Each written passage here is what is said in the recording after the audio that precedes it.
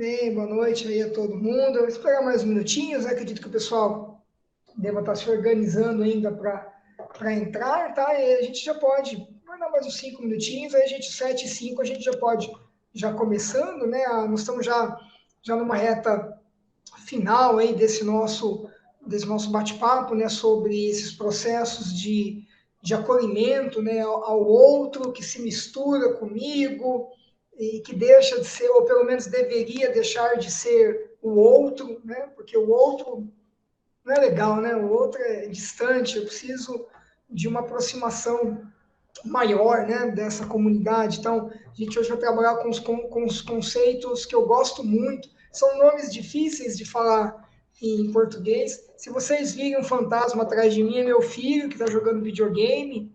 Então, não se assustem, né, com a aparição fantasmagórica dele algumas vezes. Né? Daqui a pouco ele aparece por aí.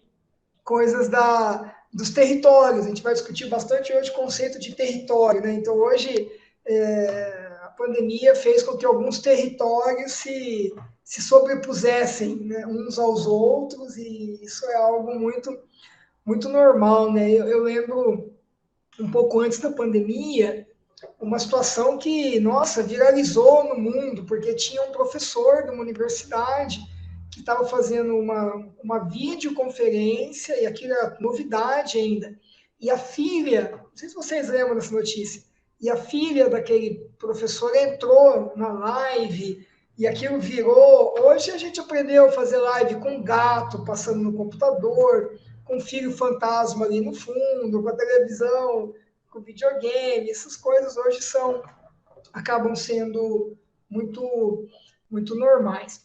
Muito bacana. Então, só lembrando o nosso calendário, depois eu vou retomar isso de novo, mas na semana que vem nós não teremos o encontro síncrono, tá? Eu vou estar em viagem para a cidade de Goiânia por conta de um outro evento, desde a quarta-feira à tarde, e eu só retorno na segunda-feira de manhã. E por conta disso, nós já havíamos feito uma programação para que na semana que vem nós não tivéssemos essa aula síncrona, mas eu acho que vai ser até interessante nós não termos essa aula síncrona para dar tempo de vocês realizarem a atividade que eu vou propor. Né? E essa atividade ela servirá de pano de fundo para a próxima aula nossa. Então, aí a próxima aula nossa, ela vai ter como pano de fundo essa atividade que vocês vão acabar ganhando aí uma semana para poderem, de alguma forma, refletir e realizar, tá? Eu acredito que, só estou dando uma olhada aqui no calendário, próxima aula nossa, então, a nossa próxima live, o nosso próximo encontro síncrono será no dia 26 de novembro. Então, é nesse dia que a gente vai ter uma aula bastante diferente das aulas que nós estamos tendo. Né? Vai ser uma aula praticamente inteira prática, né? A partir de atividades que vocês mesmos já encaminharam. Então, no finalzinho da aula, eu vou estar comentando sobre essa atividade e também vou, obviamente, fazer um texto de orientação para encaminhar, para a gente poder colocar na, no Moodle da nossa disciplina, tá bom? Então, eu acho que a gente fez um percurso muito legal até este momento de formação. A gente começou entendendo alguns conceitos bastante. Boa noite, Ivana. A gente começou com alguns conceitos bastante. Acho que a palavra é errada falar conceitos básicos. Eu acho que nós podemos chamar de conceitos mínimos. Então, são conceitos que eu preciso compreender, como, por exemplo, migrante e refugiado. Eu não posso imaginar que é a mesma coisa. Então, eu não posso imaginar que o trânsito destas populações foi o mesmo, que a chegada ao Brasil de uma comunidade migrante, boa noite, Cláudia, foi a mesma, boa noite, foi a mesma chegada de uma comunidade refugiada. Então, há consideráveis elementos que distinguem um grupo de outro. Então, como a gente conversou um dia, todo refugiado é um migrante internacional, mas nem todo migrante internacional é um refugiado. E perante a legislação brasileira, há muitas diferenças em relação, por exemplo, a documentações, a acesso a determinados benefícios, por exemplo, enfim. Então, a gente viu isso no comecinho do nosso bate-papo. Aí, na sequência, nós devotamos 2 semanas para estudar alguns conceitos que envolvem a apropriação da língua portuguesa. Então, nós começamos assim, tentando entender o que diferencia língua materna de língua não materna. Esse foi o primeiro passo. Então, o que diferencia língua materna de língua não materna? Depois a gente foi entender que uma vez que eu sei a diferença de língua materna e língua não materna, o conceito de língua não materna abrange línguas estrangeiras e línguas segundas. Então, aí a gente viu a diferença, que uma língua estrangeira é aquela aprendida em um país em que ela originalmente não é falada, que a língua segunda ou línguas adicionais geralmente são aquisições em um contexto de imersão, que é o caso dos migrantes internacionais que estão aqui. O acesso à língua portuguesa é muito mais próximo do que, por exemplo, um brasileiro aprendendo francês. É muito mais acessível a língua portuguesa para venezuelanos e haitianos. Basta ligar a televisão, ligar o rádio, ir numa banca. Então, a língua acaba sendo, de algum modo, mais acessível. O que não quer dizer que os nativos são acessíveis. Então, não quer dizer que os brasileiros estejam 100% acessíveis ao migrante internacional, mas a língua portuguesa, pelo menos, está aí. Aí, depois que a gente entendeu tudo isso, nós começamos a discutir, pelo menos, o conceito de português para hispanofalantes, que hoje é uma grande massa de migrantes internacionais no Mato Grosso do Sul, em especial. Estou falando mais desse nosso contexto imediato.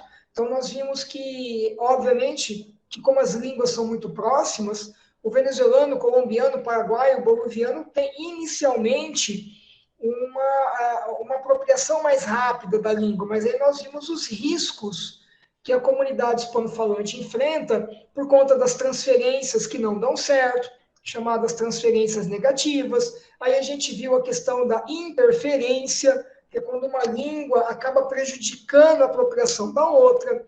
Aí nós vimos o risco da interlíngua e o desastre total, que é a fossilização. Então, a gente trabalhou todos esses elementos na nossa segunda aula. E aí, depois, nós devotamos algumas aulas, acho que 2 aulas, mais uma aula, pelo menos, para trabalhar com o conceito de português como língua de acolhimento, que é o conceito que eu tenho um carinho todo especial, o conceito que eu venho estudando com um pouco mais de intensidade nos últimos anos, né? Que é um conceito que envolve uma aprendizagem urgente, afetiva, em situações reais de uso da língua portuguesa por migrantes internacionais recém-chegados, geralmente em situação de vulnerabilidade social e econômica. Então, é um ensino um pouco diferente daquele ensino mais estruturalista da língua portuguesa, por exemplo. E aí a gente ficou 2 semanas não, desculpe, ficamos uma aula toda só discutindo esse conceito de português como língua de acolhimento, né? E o que ele pode fazer para o migrante, o que ele não faz. Eu cheguei a comentar com vocês que existem críticas muito pesadas ao conceito de português como língua de acolhimento. Então, existem pesquisadores que não concordam com a ideia de português como língua de acolhimento, que falam, não, isso aí é uma ideia de colonialidade. Uma vez que eu imponho que o migrante internacional precisa aprender português, senão ele não será inserido, eu estou impondo, enfim, aí é uma discussão teórica que, obviamente, eu acredito que quem defende isso deve ter os seus motivos, tem os seus méritos, e a gente não precisa brigar, né? A academia, a universidade, é um ambiente que eu não sei por que as pessoas brigam. Existem tantas teorias, tantas, você pega uma e você gosta dela, não precisa ficar brigando com um colega, tentar convencer o outro, não há necessidade de convencimento. E aí nós chegamos na última aula, o último bate-papo nosso, que foi não sei se estão entendendo todo esse percurso que eu estou fazendo. Primeiro, a gente começou entendendo a pessoa que está na minha frente. Ou seja, quem é esse imigrante? Quem é o refugiado? Eu comecei entendendo isso. Depois, eu tentei entender como que ele apreende a língua portuguesa, de que modo que ele se apropria da língua portuguesa. Depois a gente chegou, na semana passada, a entender as relações culturais com a apropriação da língua portuguesa. Então, de que modo que o migrante internacional, um ser multicultural, com experiências, às vezes, culturais muito maiores do que as nossas, porque muitos de nós aqui talvez nunca saíram do Mato Grosso do Sul.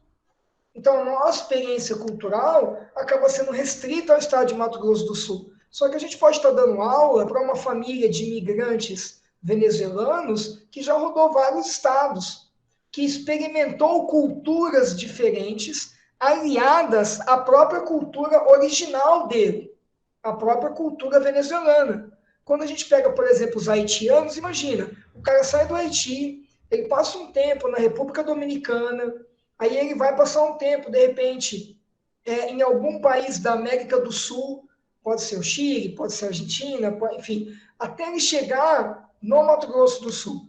Então, ele experimentou culturas diferentes, aliadas com a cultura dele, para negociar sentido, sabe? Para conseguir se sentir inserido na sociedade.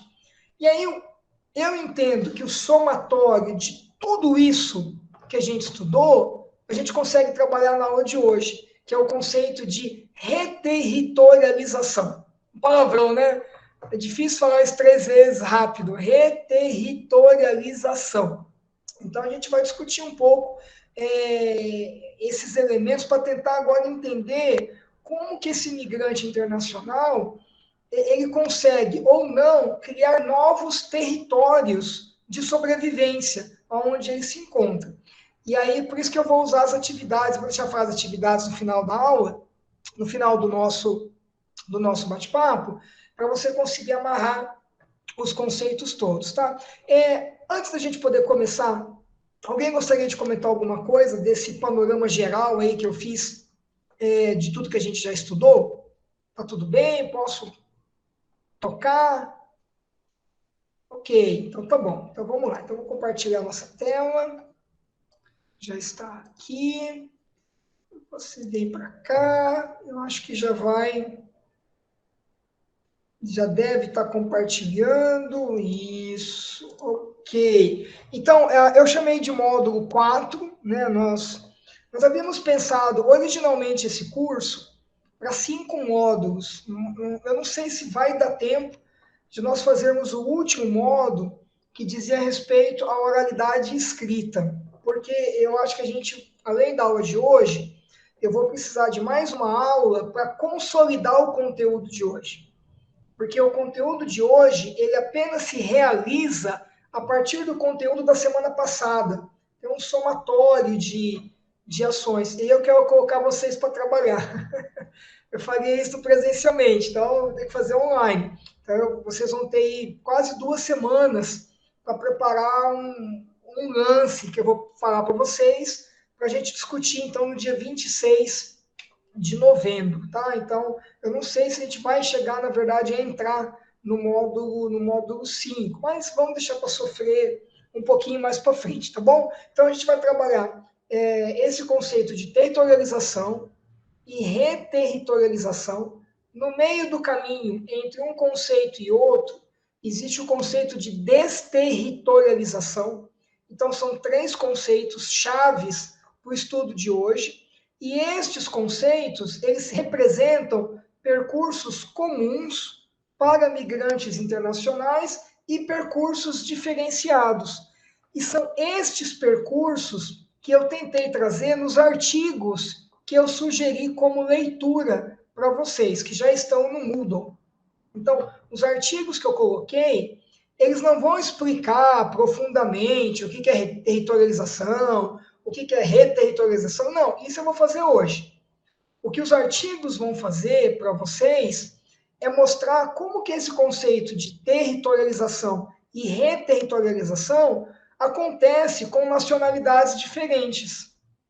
Então, por exemplo, será que um percurso migratório de um grupo de haitianos e um grupo de canadenses é o mesmo? Óbvio que não. Será que o percurso migratório de um grupo de bolivianos e um grupo de venezuelanos é o mesmo? Eu também acho que não. Então, o que diferencia uma coisa, um grupo do outro? É o percurso. Esse percurso não é apenas geográfico. Então, esse percurso não diz respeito, vocês vão entender no decorrer do nosso bate-papo, não diz respeito à trajetória que eles fizeram, se eles vieram pelo Acre, não é isso. Vocês vão perceber que tem muito mais com questões ideológicas, raciais, enfim, eu acho que vai ser um bate-papo bacana hoje na nossa aula. Bom, então vamos lá. Só para a gente poder começar esse bate-papo sobre territórios, eu acho que é interessante nós retomarmos o conceito de língua de acolhimento. E por que isso é importante? Porque o conceito de língua de acolhimento, a gente viu na semana retrasada, ou retrasada, eu já não lembro, que ele envolve esse elemento emocional e subjetivo da apropriação da língua portuguesa. Então, quando nós olhamos essa foto foi tirada no polo Novo Horizonte, da cidade de Dourados, antes da pandemia. Então, essa foto ela foi tirada no comecinho de março de 2020, praticamente 2 semanas antes da pandemia estourar e as atividades presenciais serem suspensas. Quando nós olhamos todas as pessoas sorrindo, abraçadas, parece que está todo mundo feliz, o que é muito bacana. Mas será que é essa a realidade? Será que no dia a dia dessas pessoas, todas elas conseguem manter os sorrisos que nós conseguimos identificar nessa imagem? Eu tenho cá minhas dúvidas, porque nós sabemos a dificuldade que é o dia a dia de todos nós, brasileiros, nativos do nosso país. Imagina para um não nativo. Então, o prisma emocional da aprendizagem da língua portuguesa é muito forte quando a gente pensa em alguém que busca refúgio em um outro país. Será que essas pessoas efetivamente gostariam de aprender língua portuguesa? Porque nós estamos praticamente em um dos poucos países da América do Sul que fala português único. Somos o único que fala português. Nós temos Guiana, que fala francês e tal, mas português somos o único. Então, será que não seria mais fácil para essas pessoas migrarem, de repente, para o Chile, para a Argentina, para a Colômbia, para um outro país de língua espanhola? Então, o fato delas estarem no mesmo continente e serem obrigadas a aprender uma língua que é diferente, tem um impacto emocional muito grande. E olha que eu só estou falando de aprendizagem de língua. Eu não estou falando aqui da perspectiva emocional dos traumas que foram gerados a partir da transposição. E o caráter subjetivo da aprendizagem. O que é o caráter subjetivo da aprendizagem? Ninguém aprende do mesmo jeito. As pessoas têm ritmos de aprendizagem diferentes. As pessoas têm níveis de conhecimento da língua-alvo diferentes. Ou vocês acham que todo mundo que está nessa foto tem o mesmo nível de conhecimento de português? É claro que não.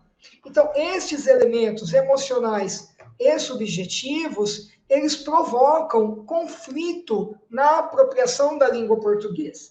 E isso, obviamente, que terá um impacto muito grande no processo de construção de um novo território. Porque nem sempre o território que eu estou buscando, eu estou tentando construir, vai dialogar comigo. E esse conflito, aí eu trago uma frase da Rosane de Sá Amado, professora da USP, que ela diz que é um conflito previsível a julgar pela situação de tensão e de vulnerabilidade em que essas pessoas muitas vezes enfrentam. Por que tensão? Porque a pessoa não tem certeza do dia de amanhã. Então, quando nós temos um grupo de venezuelanos, nós temos que entender que este grupo de venezuelanos que está aqui nessa imagem, que é da cidade de Dourados, saíram da Venezuela, foram para Pacaraima, ficaram um tempão em Pacaraima, e aí depois eles foram interiorizados pelo exército e chegaram a Dourados. Consegue imaginar o que é isso? Aonde que é Dourados? Eu estou lá no norte, eu não sei onde que é Mato Grosso do Sul, e para onde que eu vou depois? E se o frigorífico me manda embora, porque a maioria deles trabalha no frigorífico, em Dourados, e se o frigorífico me manda embora? Então, isso gera muita tensão. Aliado a essa tensão, nós temos a vulnerabilidade de todas as formas. O conceito de vulnerabilidade é muito interessante, porque às vezes as pessoas associam vulnerabilidade a uma questão unicamente financeira. Com certeza, a questão financeira é um elemento de vulnerabilidade, mas eu posso vivenciar vulnerabilidade pelo simples fato de eu não pertencer àquele território. Então, se de repente eu sou um migrante venezuelano em uma escola onde eu sou o único venezuelano naquela escola, eu me encontro em vulnerabilidade. Totalmente. Então, o conceito de vulnerabilidade é um conceito bacana da gente retomar. Eu trouxe para vocês, se eu não trouxe, eu vou inserir, mas eu acho que está no material, o glossário das migrações internacionais. Eu acho que eu coloquei para vocês esse material. Lá nesse material você encontra o conceito de vulnerabilidade. Então, eu acho que vale a pena a gente entender que essas pessoas elas estão num estado de vulnerabilidade pelo simples fato de ainda estarem nesse processo de serem transplantadas. Esse é um termo pesado, né? Quando a gente fala transplante, pega um coração e põe num outro corpo. Um transplante, eu tiro e coloco. Então, essas pessoas estão nessa situação. Por isso que eu quis começar essa conversa sobre território, para lembrar para nós de como que o conceito de língua de acolhimento, no nosso caso de português como língua de acolhimento, pode amenizar esse conflito. Por isso que eu CPF João Fábio, eu sempre estou muito cuidado quando eu converso numa capacitação, quando eu faço uma palestra, quando eu estou dando aula, sei lá, conversando com alguém, para evitar falar que assim, não, o migrante internacional tem que aprender português como língua de acolhimento. Eu acho que não é bem por aí. Não é que ele tem que aprender. Eu acho que o português como língua de acolhimento pode amenizar esses conflitos que ele vivencia. Não quer dizer que ele vai resolver, mas ele pode amenizar estes conflitos. Tudo bem até aqui? Alguma dúvida, alguma pergunta? Não? Então tá bom. Então eu vou.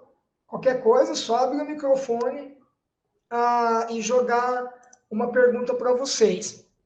Percebemos então que a falta de conhecimento da língua do país anfitrião atravessa de maneira profunda o processo de chegada e acolhimento daqueles que buscam novas territorialidades. Então, eu achei legal essa imagem do Eduardo Marinho, porque ela traz pessoas de todos os tipos, de todas as raças, de todas as profissões. É uma imagem extremamente eclética, é uma imagem que mostra uma diversidade riquíssima de etnias, todas buscando novas territorialidades, buscando novos estados, por assim dizer. Mas aqui a gente tem uma questão muito, muito importante, que é esse processo de chegada e de acolhimento. O processo de chegada e de acolhimento. Né? A gente discutiu um pouco isso na semana passada. Eu lembro que foi uma fala até da Giovana sobre o acolher, né? O acolher, por exemplo, do aluno brasileiro, que às vezes é difícil. Então, se é difícil nós acolhermos o aluno brasileiro, imagina nós acolhermos um aluno que não é brasileiro. Então, a falta de conhecimento, indiscutivelmente, ela atravessa a territorialidade. Por exemplo, a questão de saúde feminina. né? Falando agora com as mulheres. Então, por exemplo, imagina quão difícil é para uma migrante haitiana buscar uma UPA, de repente, ou uma UBS, enfim, uma UBS, para conseguir uma consulta com um ginecologista. Aí imagina toda a questão cultural que você tem, né, de uma haitiana conseguindo uma consulta com um ginecologista aqui do Brasil. Então, existem questões muito sérias, culturais envolvidas aí. E aí a língua, essa moça haitiana não fala português. Aí não tem ninguém lá na UBS que possa traduzir do crioulo haitiano para o português. Então, como que aquela moça vai conseguir expressar o que ela está sentindo na consulta? Então, eu não sei se vocês conseguem me entender quando eu digo que a falta de conhecimento da língua do país anfitrião marca profundamente e muitas vezes negativamente a chegada e a acolhida. Né? Nós tivemos um caso, acabou se tornando um caso de um aluno nosso venezuelano, né, já de uma certa idade, ele já era um pouco mais velho, e ele estava muito nervoso, isso aconteceu, obviamente, antes da pandemia, porque ele foi ao médico para tratar de uma coisa e o médico tratou de outra. Né? Então, ele estava com uma dor muito forte no joelho e foi tratado como costela, sabe? Porque costela e patela têm sons parecidos por conta do sotaque carregado. Então, imagina a frustração quando o seu Manuel, não me dei, quando o seu Manuel, José Manuel, quando ele chega na farmácia para comprar um medicamento, era para costela, ele estava com uma questão de dor e tal, e o farmacêutico disse que aquele medicamento é para joelho. Então, entende a frustração disso? Ele estava muito revoltado. E quantas e quantas vezes isso acontece? Por isso que as políticas públicas precisam prestar atenção. Qual é o posto de saúde, aqui eu vou falar de Campo Grande, qual é a UBS, qual é a UPA que mais atende haitianos na cidade de Campo Grande? Tem que ter um tradutor lá. Precisa ter um tradutor de francês e crioulo haitiano para que possa agir como um intérprete na consulta, o que ainda é muito difícil, o que ainda é muito vergonhoso, o que ainda é muito complexo, porque imagina, o tradutor está entrando na intimidade daquela pessoa, mas é melhor do que nada. É melhor você ter ainda essa dificuldade de relacionamento do que não ter um tradutor. Alguns estados, como o estado de São Paulo, já tem essa prática. Inclusive, já tem até a contratação de intérpretes para trabalhar em determinados postos de saúde, determinadas UPAs que são sabidas de receberem muitos migrantes. Essa é uma política pública de enfrentamento que auxilia esse processo de territorialização. Então, agora nós estamos falando de algo além da língua portuguesa, né? Além da língua. E no nosso caso da educação, nós temos o dever de suprir essa necessidade.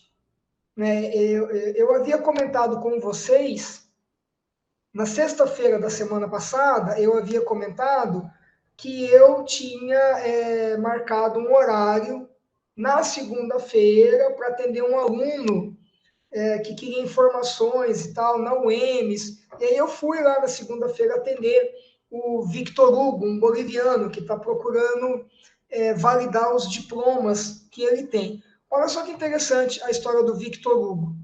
Ele é boliviano, está no Brasil há 10 anos, ele tem curso de economia, tem curso de contabilidade, só que lá é um outro nome que eles dão na Bolívia, mas é equivalente ao nosso curso de economia, contabilidade. Ele tem especialização em administração, com ênfase em economia, e ele trouxe toda a documentação dele, mas ele não tem, ele tem que validar isso tudo. ele precisa validar. E aí o que a gente fez? A gente orientou no que a gente pode. Então, olha, vamos procurar. Então, esse é o papel nosso. A gente faz a orientação.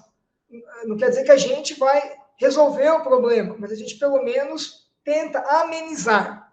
A gente tenta amenizar a situação. No caso do Victor Hugo, ele está tentando o processo de naturalização. Então, eu acredito que ele não esteja trabalhando na área da economia, da administração, mas eu usei esse exemplo para falar de como que nós podemos amenizar essa travessia que eu coloquei aqui, sabe? Que envolve a chegada e o acolhimento. No caso do Victor Hugo, ele já chegou, ele já está aqui no Brasil há 10 anos, mas o acolhimento dele ainda continua, porque ele ainda não conseguiu seus objetivos de vida. Pois não, Giovana?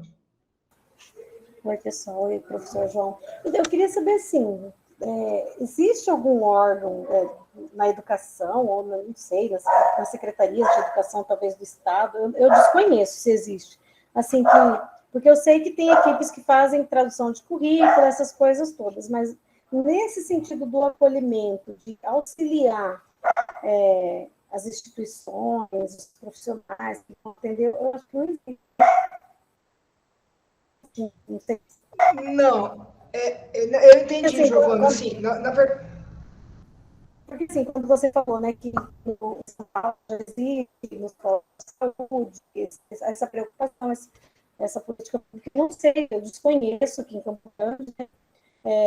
Eu sei disso em Goiânia, porque eu morei um tempo lá, eu sei que lá existe, na Secretaria de Educação do município de Goiânia, pelo menos na gestão anterior existia, até na gestão do Luiz Rezende, faleceu agora, né?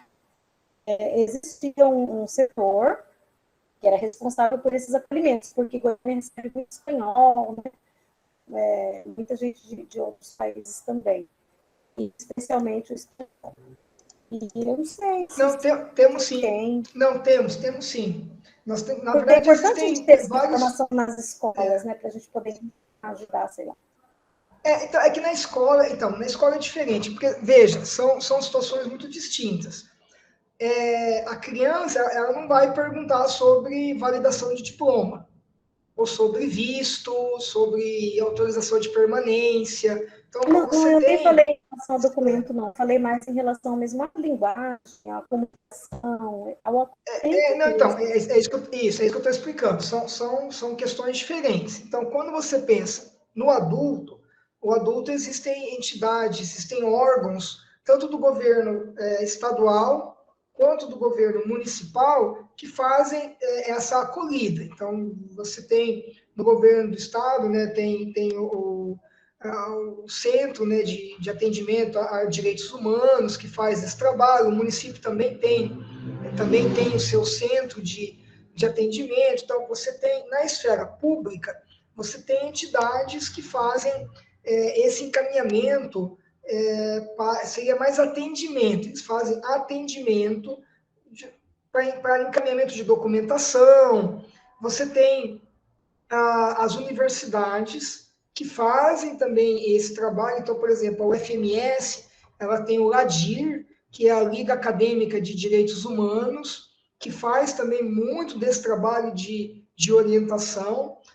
Na UEMS, nós temos o setor de acolhimento.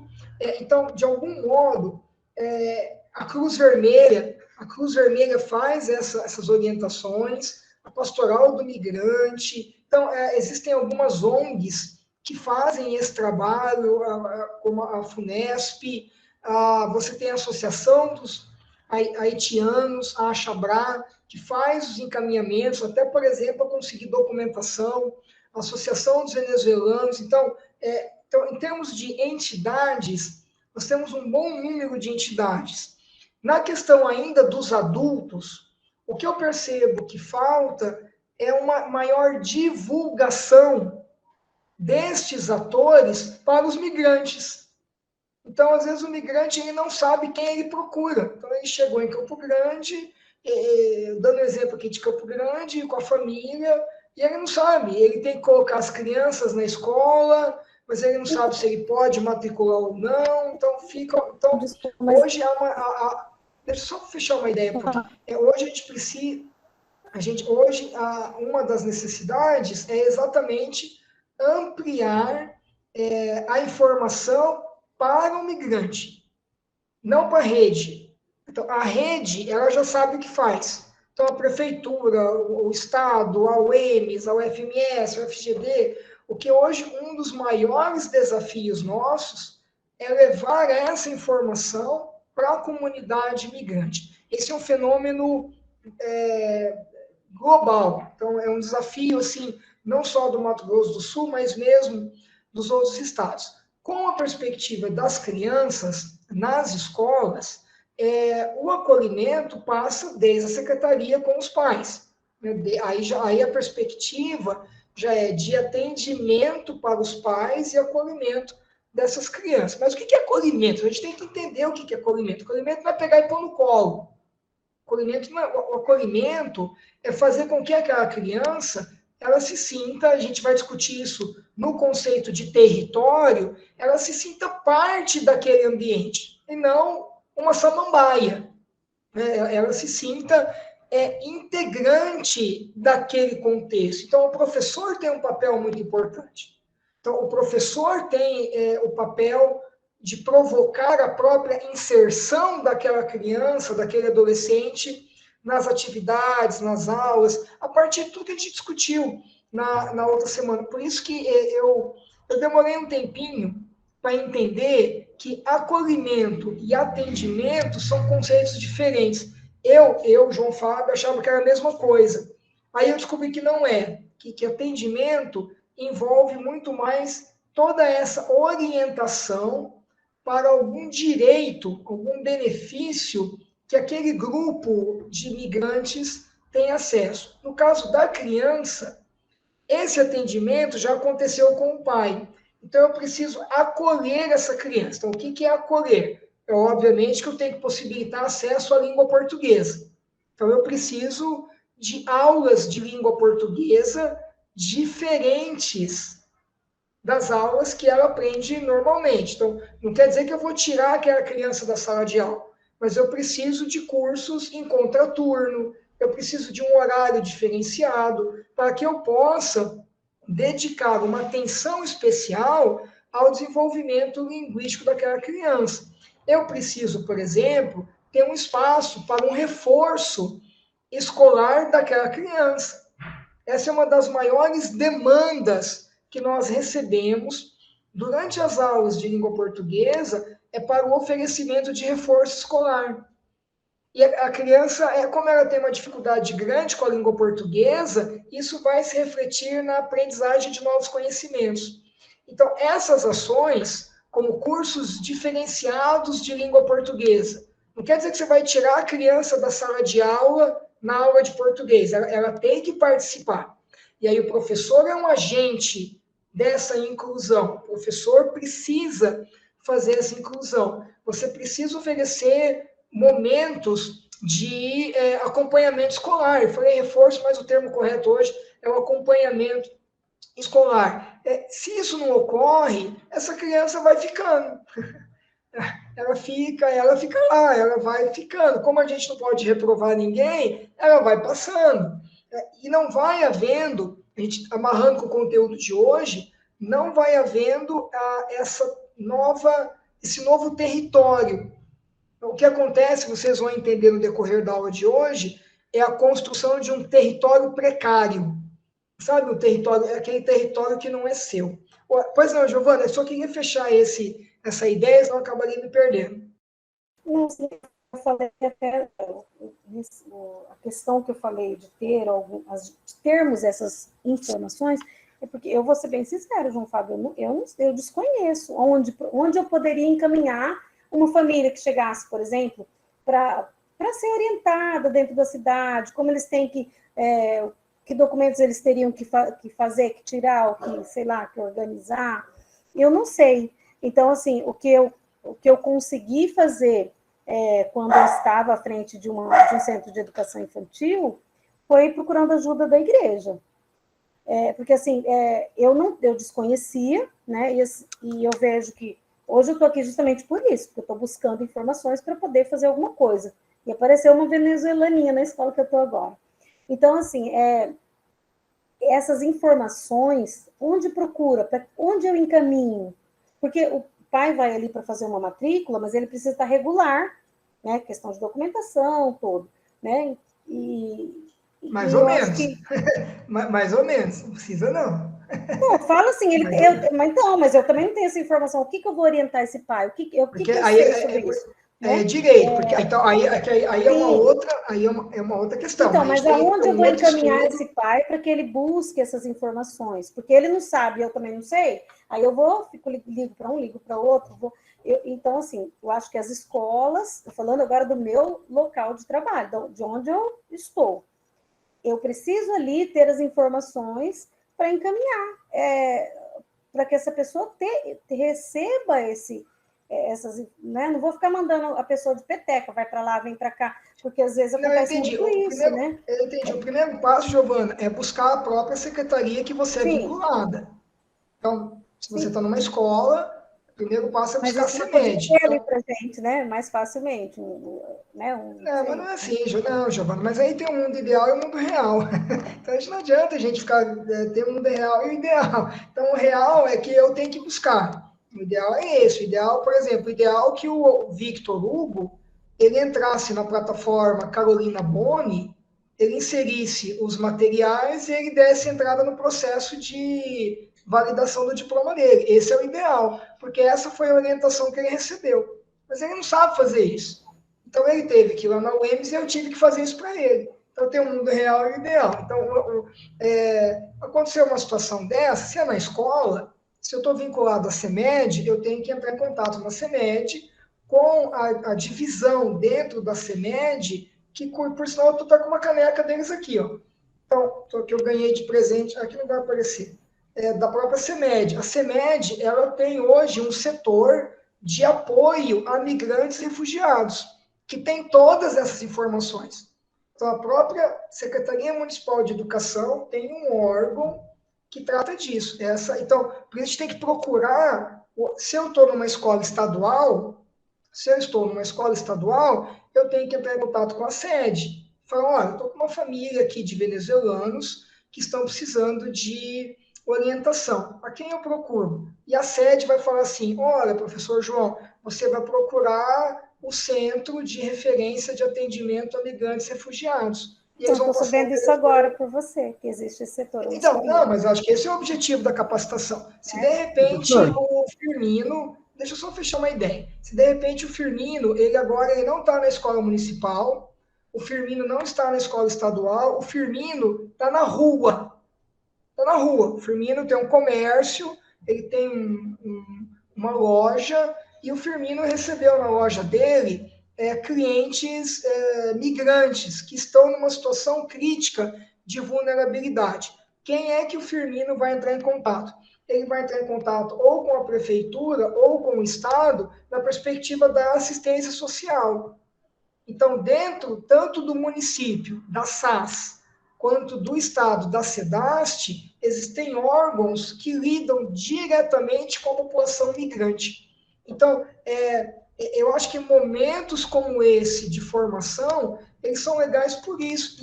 Giovana, essa sua fala, ela é tão legal que ela mexeu muito comigo, que a gente poderia até pensar num outro momento de uma nova capacitação muito mais curta, uma capacitação de um dia só, falar umas 2 ou 3 horas, só desses acessos.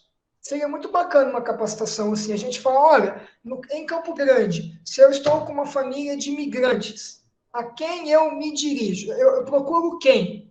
Eu vou procurar quem? É o João Fábio? Eu vou procurar a irmã Rosane, da Pastoral dos Migrantes? Eu vou procurar a SEDAST? Eu vou procurar a SAS? Quem que eu procuro? Eu acho que eu gostei dessa sua fala, porque, sabe, deu um estalo, assim, a gente poderia marcar, não agora a gente tem que terminar um conteúdo, a gente poderia marcar depois um outro evento de formação só sobre isso, sabe, assim, a quem procurar, a quem recorrer. E aí a gente aproveita para discutir os direitos.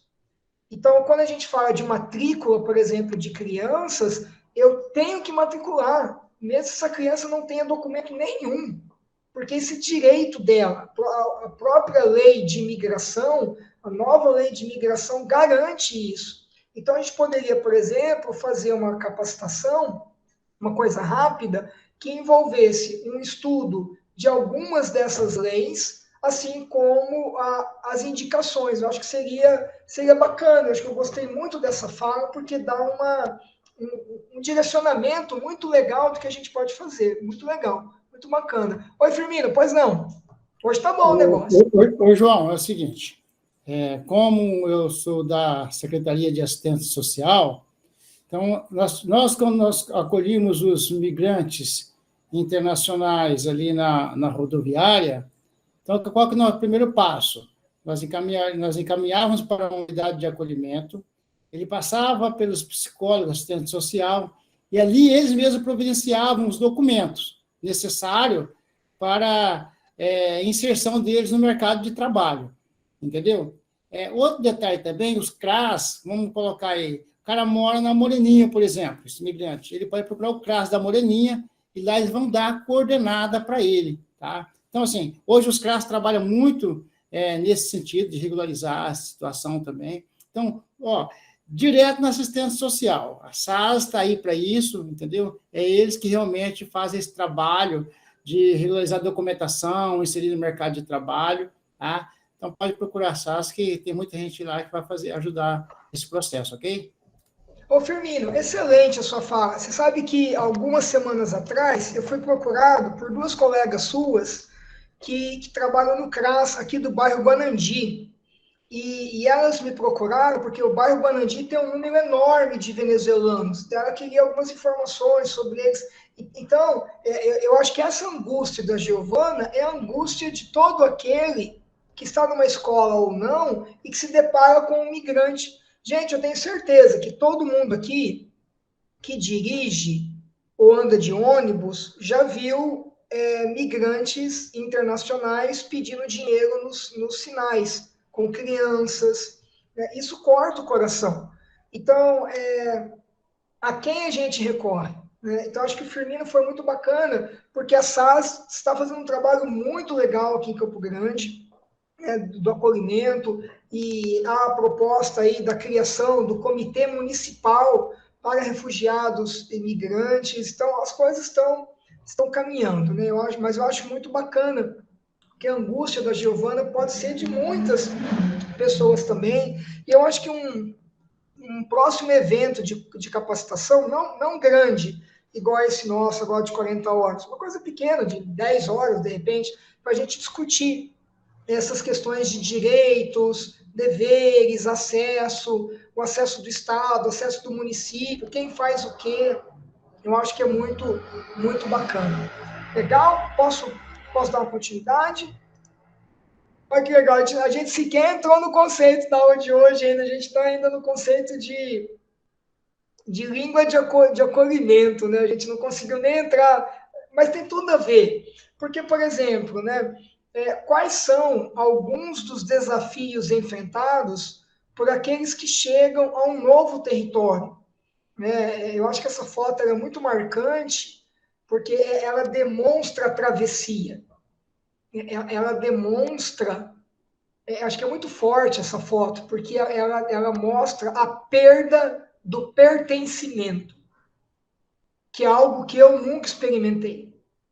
Eu não sei se algum de vocês aqui já experimentou a perda do pertencimento. Quando eu fui, na época do meu doutorado, eu passei uma temporada no Canadá, fazia parte do doutorado, mas eu nunca deixei de ser brasileiro por estar no Canadá. Ao contrário, quando eu fui, isso foi em 2012, 2013, o Brasil, nessa época, gozava de muito prestígio internacional. A economia estava bombando, o Brasil acho que era a quinta, a sexta potência do mundo. Tá? O Brasil estava num momento estupendo de economia. Então, eu fui para o Canadá numa posição de muito privilégio. Era o máximo ser brasileiro no Canadá naquela época, porque todo mundo queria entender qual que era o segredo do Brasil, porque o resto do mundo estava enfrentando um caos de uma grande recessão. E o Brasil estava explodindo economicamente. Bom, todo mundo sabe o que deu depois, né? Mas na época que eu fui, eu fui com esse status. Então, João Fábio, eu nunca vivenciei a perda do pertencimento. Eu não sei se algum de vocês experimentou isso. Então, essa foto, ela mexe muito comigo, porque você vê crianças, né, muitos homens carregando o que pode e fica para trás a origem, o que era seu por direito. Então, eu acho que quando a gente pensa num novo território, na construção de um novo estado no sentido de estar, a gente tem grandes desafios. E eu trouxe alguns, eu elenquei aqui alguns destes desafios, tá? Eu coloquei em resposta. Então, eu fiquei imaginando, né? Então, as perspectivas individuais sobre a nova língua, a sua autoimagem, os planos para o futuro, a necessidade urgente de inserção no mercado de trabalho, a necessidade urgente de integração com a sociedade, a tensão do movimento migratório, o afastamento dos laços familiares, o afastamento dos laços linguísticos culturais. Eu não sei se, de repente, algum de vocês aqui pode me ajudar e pensar em outros desafios para a gente aumentar essa lista. Porque, primeiro, vem a língua. É uma língua que eu desconheço. Imagina para um sírio, um afegão. Nós temos alunos afegães. Um paquistanês. Imagina um paquistanês. O cara fala pasto, fala urdo. Não tem nada a ver com português. Então, é um desafio a aprendizagem de português. A autoimagem, olha, eu tive um aluno, esse aluno é tunisiano. Ele estudou conosco na UEMS por pelo menos um ano e meio, no mínimo, Rami, o nome dele, Rami. Ele estudou pelo menos um ano e meio, Rami. E eu lembro uma aula na UEMS, e o Rami, ele foi se apresentar, todo mundo se apresentando, aí ele falou, eu sou o Rami, sou árabe, sou da Tunísia, mas eu não vou explodir ninguém. Aí as pessoas deram aquela risadinha, sabe, aquele sorriso amarelo, mas foi muito pesado ouvir isso. Eu não vou explodir ninguém. Porque ninguém chamou o Rami de homem-bomba. Ninguém chamou o Rami de homem-bomba, mas é a autoimagem dele. O que os brasileiros vão achar de mim? Eu sou árabe é homem-bomba. Então, é um desafio, né? É um grande desafio. Eu lembro, na época mesmo que eu estava no Canadá, era um desafio sustentar a minha imagem de brasileiro. Eu lembro, aconteceu comigo lá, eu fiquei em Vancouver, na Universidade de British Columbia, e tinha uma livraria linda, dentro da universidade.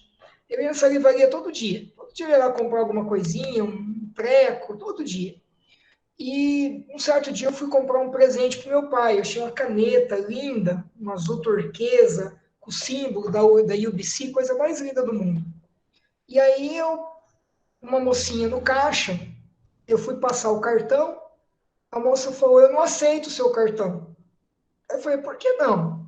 Seu cartão não está assinado. Era na época que tinha que passar o cartão ainda na máquina, né? Não tinha chip.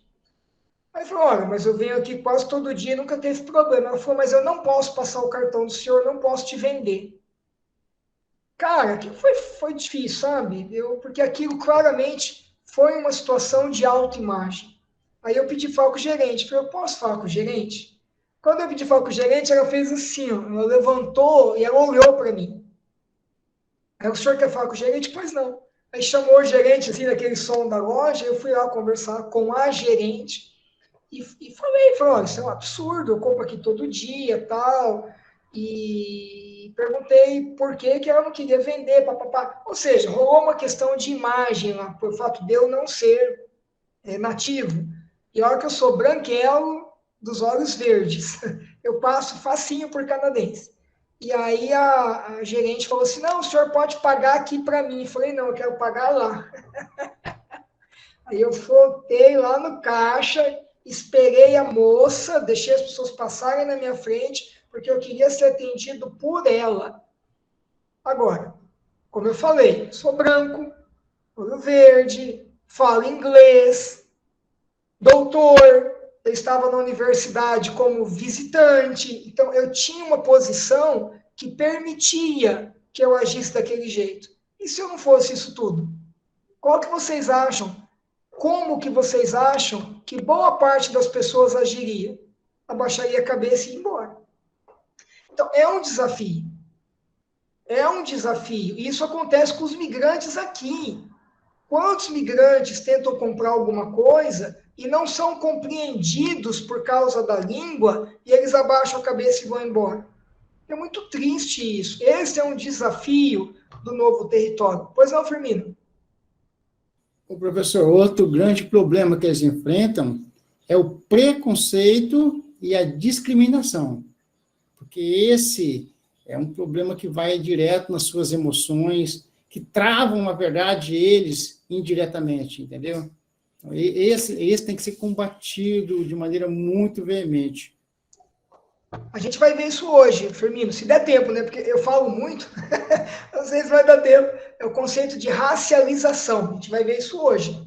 De que modo que essa questão da raça, ela se torna um outro desafio, sabe? Além como plano para o futuro, a inserção e tudo mais. Então, vocês percebem como que não é tão simples você construir um novo Estado, você fazer parte de um outro contexto? Por isso que, infelizmente, eles formam guetos. Então, você tem no bairro Rita Vieira um número gigante de haitianos. Eles não estão lá porque o aluguel é mais barato, porque não, eles estão lá porque eles estão. Então, eles convivem entre eles. Eles falam crioulo haitiano, eles, enfim, compartilham a mesma cultura. Por isso que no bairro Guarandi, e em especial Guarandi, o Aero Rancho, nós temos um número enorme de venezuelanos. Por isso que eles moram juntos. Não é só a questão financeira. Tem sim a questão financeira. Mas quando eles moram juntos, moram próximos, eles se protegem. Então, de algum modo, eu não sei até que ponto isso favorece uma vivência, uma busca por um novo território. Mas são desafios que eu acho que, como nós, muitas vezes, nunca pensamos em passar por isso, a gente ainda, às vezes, não enxerga.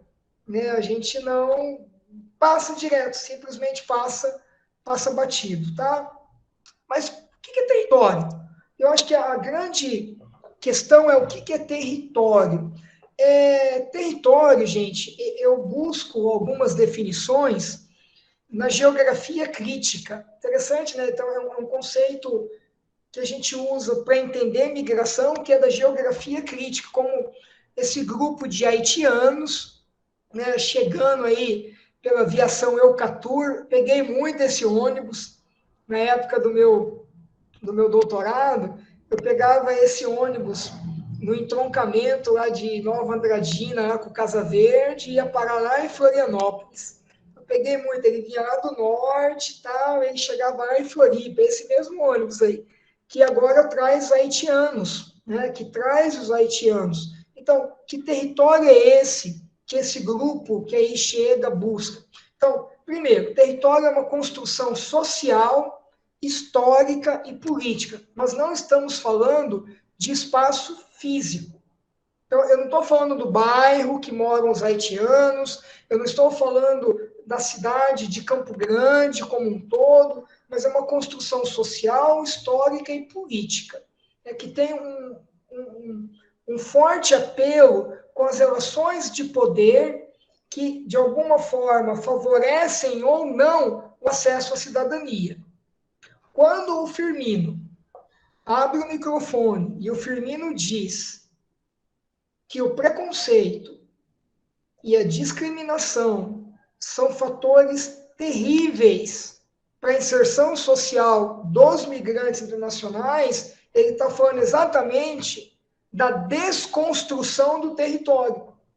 Como que alguém que é discriminado, como que alguém que de algum modo, impedido de ter acesso a elementos básicos de cidadania, vai conseguir se sentir em um novo território? Não vai. Ele vai embora. Ele vai embora. Ele simplesmente volta para um outro contexto. Territórios, assim como a linguagem, assim como as identidades, são performativos. O que é isso? Não são dados. Eles são construídos a partir dessas relações ideológicas e de poder. Então, um território, ele é construído. O território, ele é refeito a partir das experiências de vida naquele novo contexto. Por isso que, muitas vezes, nós temos um fluxo constante de migração. Então, o grupo venezuelano chega a Cacilândia, estou dando exemplo agora de Cacilândia, porque a gente vai começar um trabalho também lá. Então, chega um grupo em Cacilândia, esse grupo vai trabalhar no frigorífico, no curtume que existe em Cacilândia, mas esse público, ele tem que comer. Então, ele tem que ir no mercado, ele vai numa lanchonete, ele vai, enfim, no comércio. Dependendo do modo como esse público é aceito ou não, ele não vai ficar em Cacilândia, mesmo com emprego. Mesmo com emprego. Gente, é só nós nos colocarmos nos sapatos deles. Aí eu vou trabalhar lá com a Giovana, vou trabalhar na escola da Giovana, que ela me convidou e tal. Só que aí eu chego na escola da Giovana, eu não tenho acesso às pessoas, eu não tenho acesso aos bens materiais. Eu vou ficar lá? Não vou. Eu não consegui construir o meu território. Eu acho que todos nós já experimentamos isso. Eu já experimentei. Quantas escolas, né, que eu fui convidado para trabalhar que eu não consegui ficar na escola, porque não rolou, sabe? Não, de algum modo, eu não consegui performar as minhas ações naquele novo contexto. E eu acho que todos nós aqui temos experiências dessa dificuldade. A Giovana falando, saí recentemente de uma por isso. É um processo de... Eu não sei se vocês estão percebendo que o que nós estamos discutindo aqui não envolve apenas migrantes, envolve todos nós.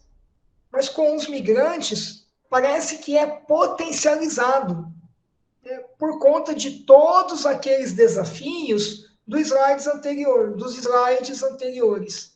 Então, além da própria dificuldade de relacionamento, nós temos outros desafios. Bom, ainda sobre o conceito de território, eu acho que é uma coisa bacana, diz respeito a essa dimensão humana do território. Então, o conceito de território se constitui de objetos e de ações. Então, por exemplo, nessa foto da Marcha dos Migrantes, eu achei bacana isso, né? Porque você tem uma dimensão física. Qual que é a dimensão física? A cidade que criou um espaço, um dia, para você ter a Marcha dos Migrantes.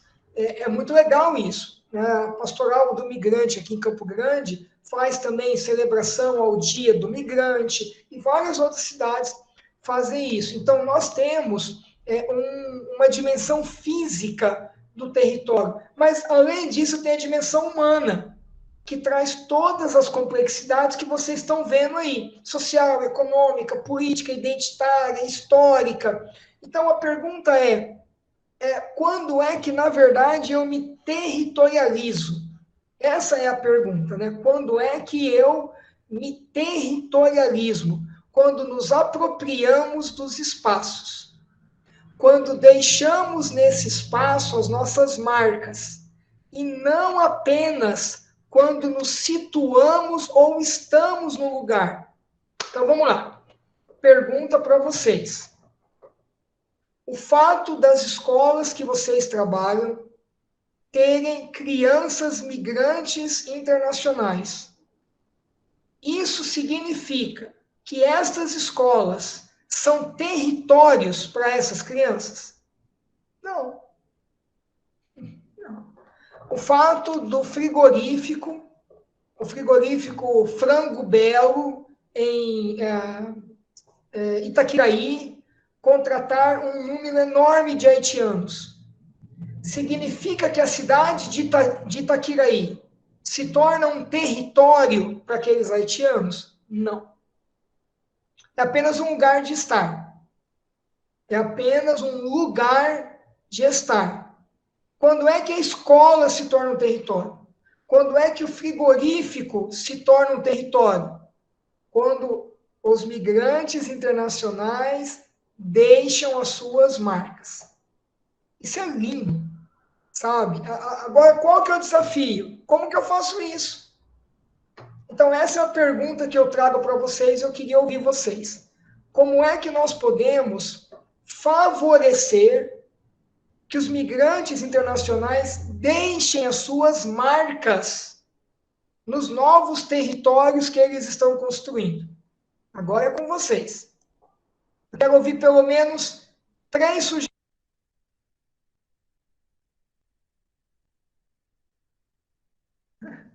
Não precisa brigar para quem fala primeiro. Não precisa.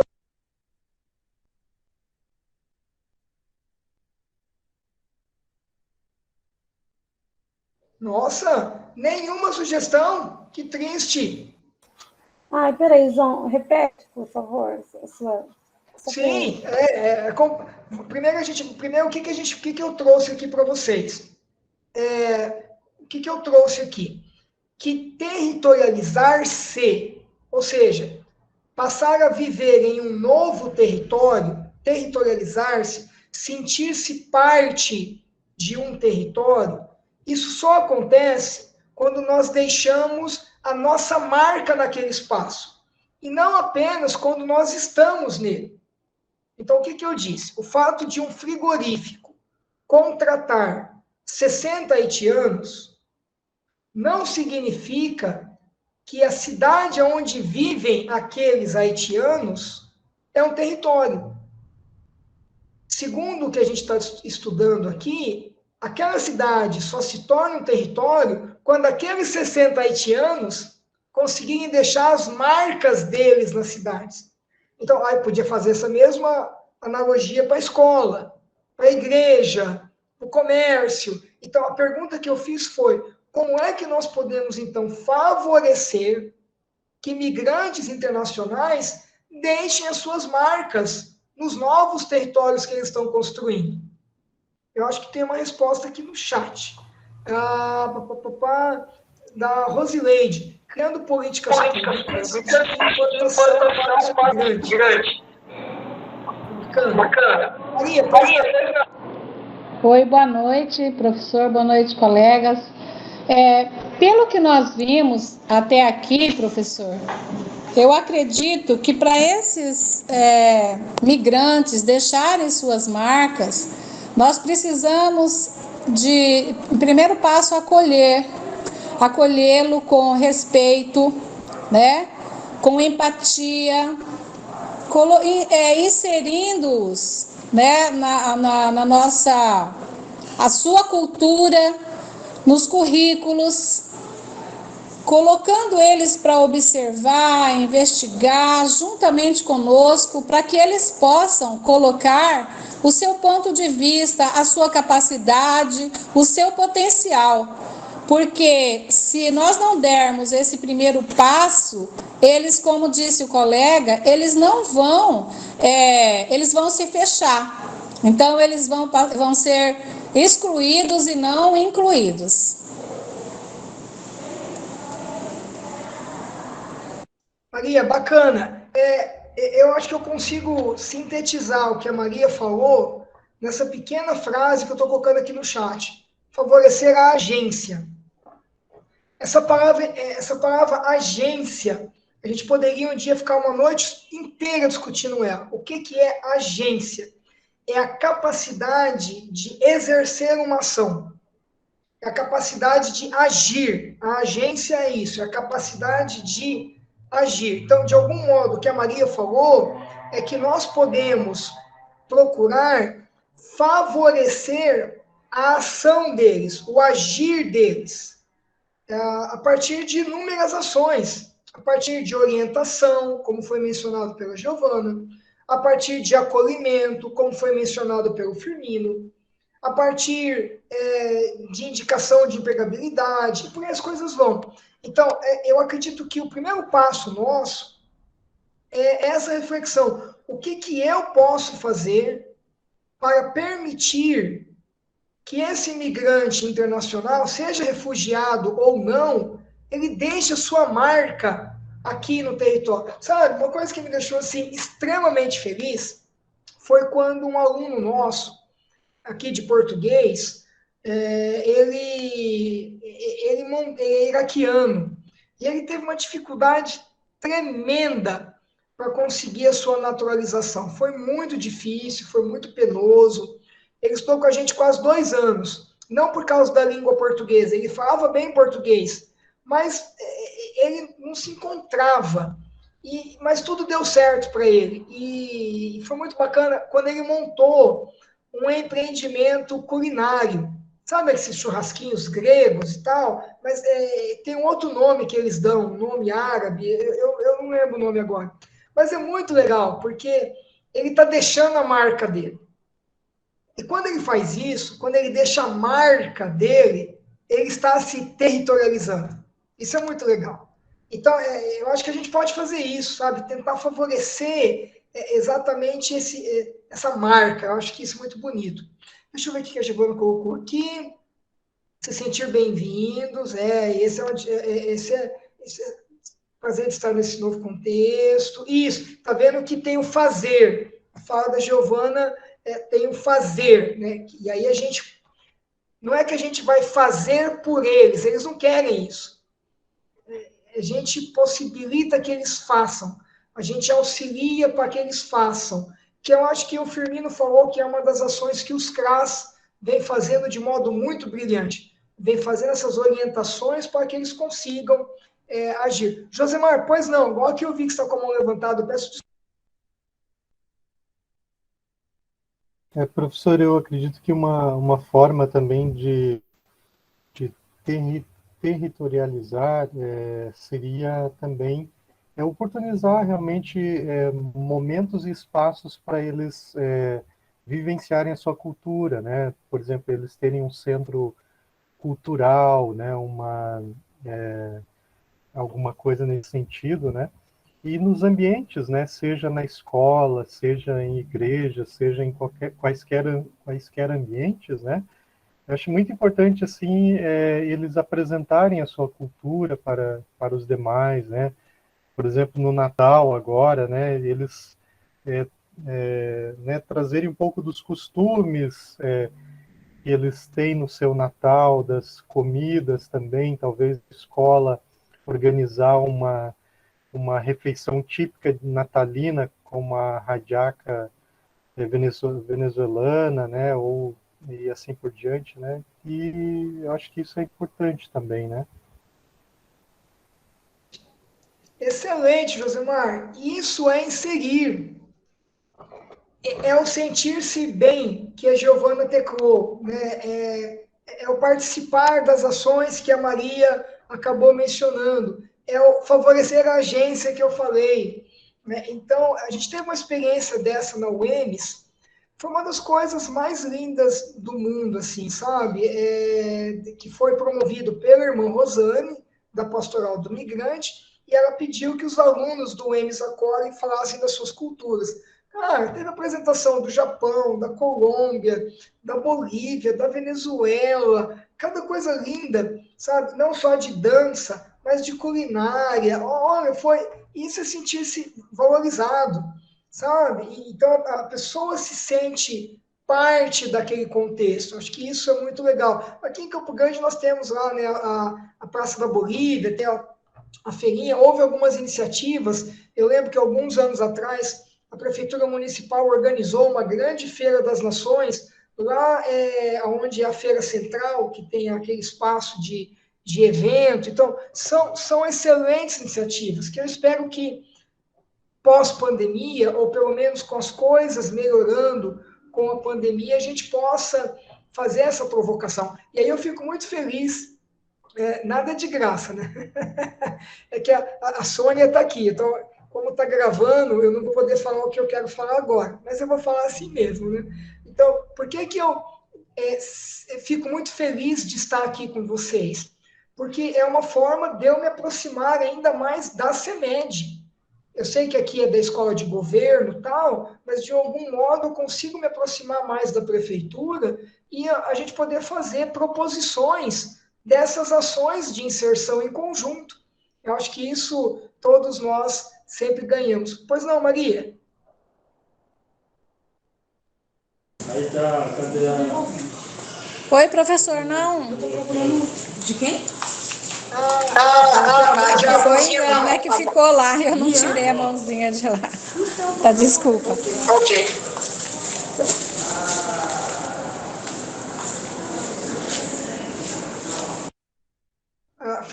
Firmino, pois não?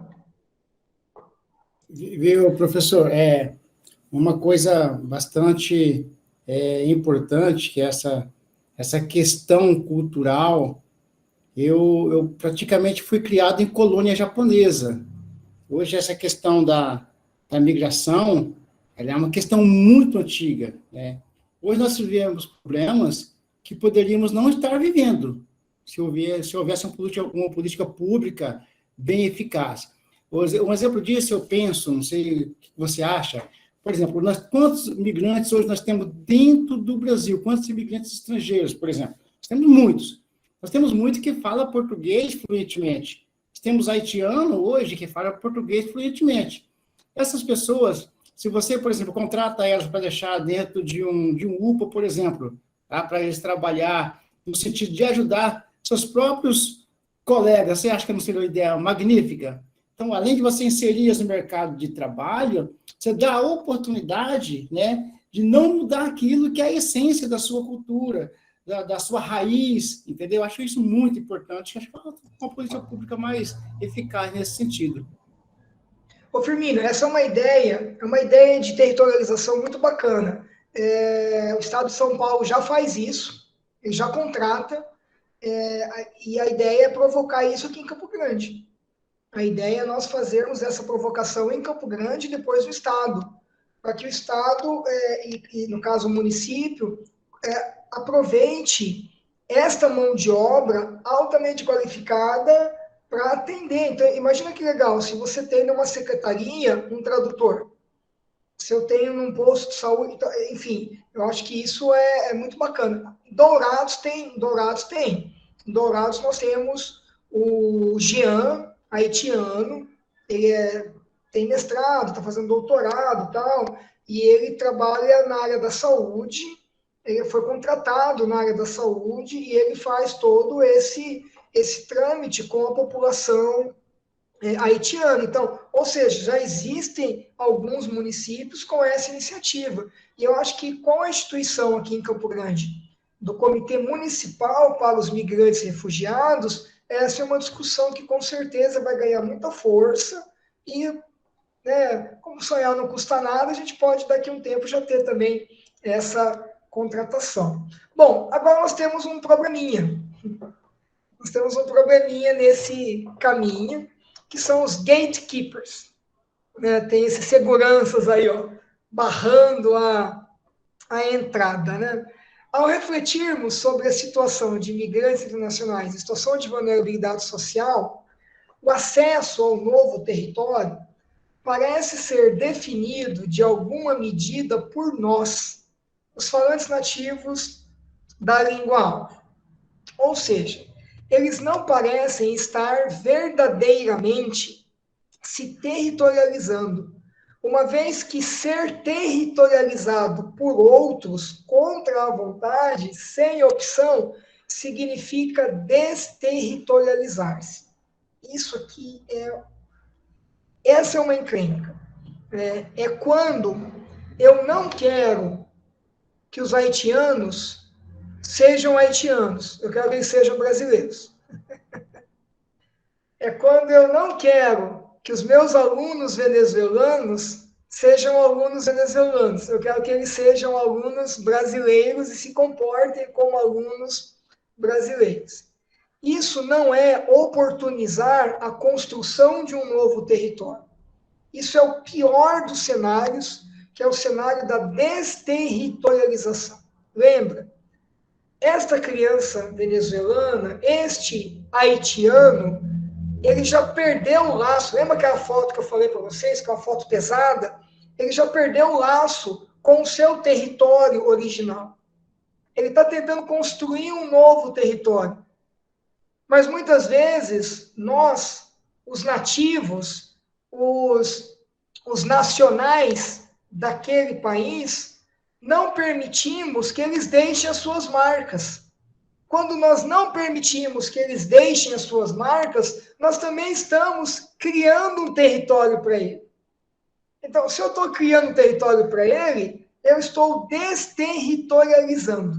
Isso é algo realmente muito cruel, e daí que vem o nome gatekeeper, que é o guardador do portão, né? Aquele que impede a entrada do outro, né? Então, muitas vezes, nós somos esses gatekeepers. Hoje eu tive uma reunião, às 3 horas da tarde, durou até umas 4 e pouquinho, na CDL, na Câmara de Dirigentes Logistas, aqui de Campo Grande. Foi uma reunião muito bacana, porque a CDL conseguiu para nós algumas vagas com um grande curso de extensão na área do empreendedorismo, e nós conseguimos 7 bolsas. Um curso caro, custa acho que 700 ou 800 reais. Nós conseguimos 7 bolsas, nós não. O CDL conseguiu 7 bolsas e nós conseguimos os alunos, a partir da Associação de Venezuelanos de Campo Grande.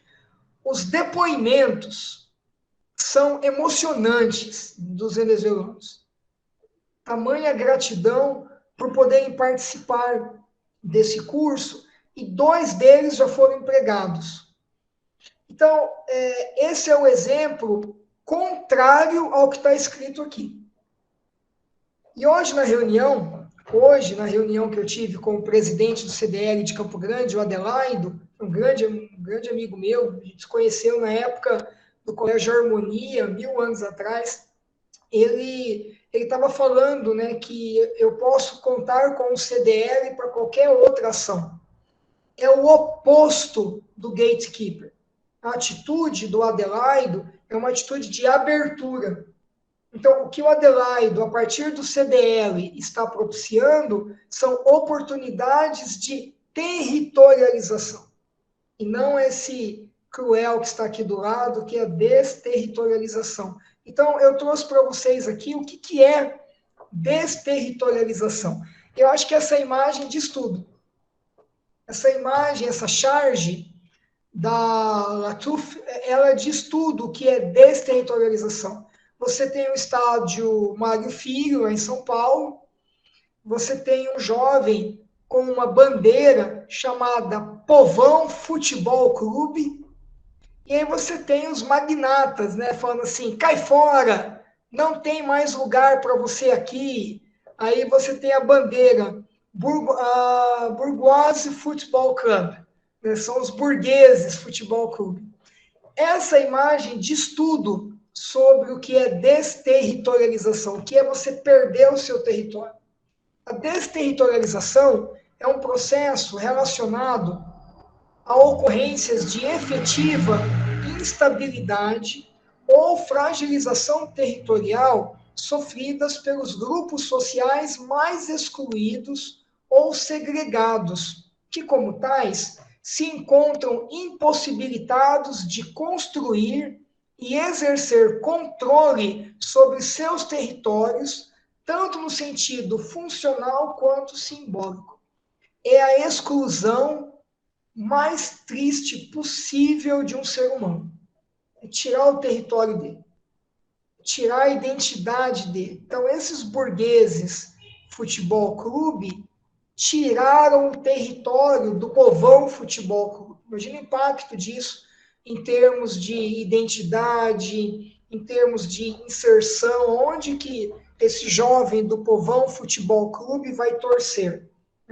Então, é isso que a gente precisa combater com todas as nossas forças. Desde a escola até o ambiente de trabalho, sabe? Aí entra atendimento, acolhimento, inserção. Nós temos que combater forçosamente este elemento.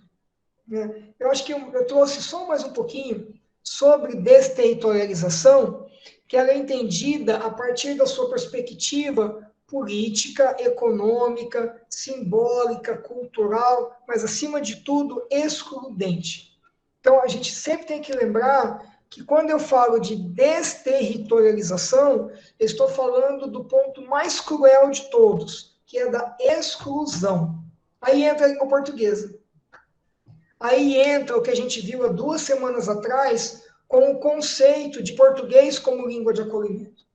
Porque uma vez que o migrante internacional se apropria, pelo menos da língua, sabe, a língua-alvo daquele país, ele pode pleitear uma situação de igualdade. Porque quando ele for na UPA, ele vai conseguir expressar o que ele está sentindo. Ele não vai ser excluído porque não tem ninguém que entende a língua dele.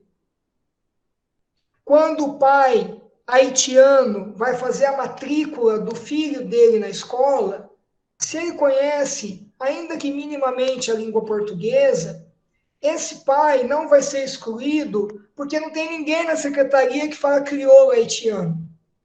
Então, é nesse sentido que eu defendo a aprendizagem da língua portuguesa, não como um fenômeno de colonialidade, mas como um fenômeno de inserção, como uma prática de inserção. Isso garante o quê? Voz. Isso garante voz à comunidade imigrante. E, sabe, de algum modo, favorecendo o exercício da cidadania. Alguém gostaria de comentar alguma coisa sobre esse conceito de desterritorialização? Ele é pesado.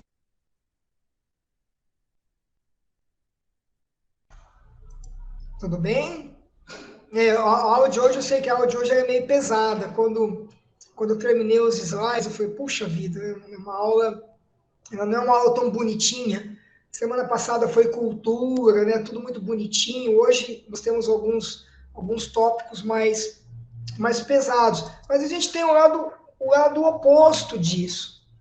O lado oposto da desterritorialização é exatamente a reterritorialização.